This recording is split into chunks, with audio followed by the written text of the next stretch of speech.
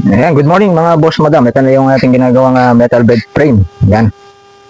Queen size po yan mga bossing. Mga madam yan. Tapos tingnan niyo po yung ano natin, yung ating mga surelas. Puro 1x2 po yan. Tapos yung kapal po niyan is 1.5. Yan po siya. Lahat po yan ganyan. Ito yung ginawa natin dito para mas matibay. Kinonsider po namin kasi yung ano dito. Yung tigas ng ating ginagawa. Tapos yung pangmatagalang gamit ng makakabili.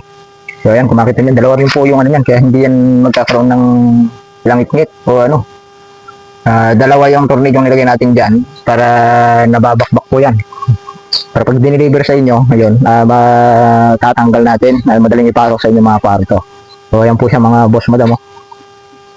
Ayan, PM po kayo sa gustong mag-order. Pinatigas pa natin lalo ito, gawa dito. Yan yung ating ginawang 1x3 dito. Tapos, ayan. Pakita natin ilalim. Naka-full weld po yan, no? Para mas matibay. Hindi siya madaling bumigay.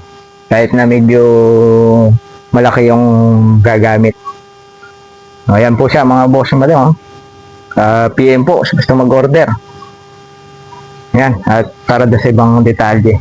Ganyan po siya, mga bossing. Napakatigas yan. Napakatibay. Bilog na rin dito. Ayan, no? Yan, full weld din po lahat yan. Kahit itong mga kantuan na to, naka full weld po yan. Kaya kung makita nyo, wala yung mga butas. Yan. Yan po yung ginawa natin dito. Pwede rin po kami mag-customize ng mga papag. Gusto nyo, kung ano po yung gusto nyo, mag-PM lamang po kayo. Yan, salamat po.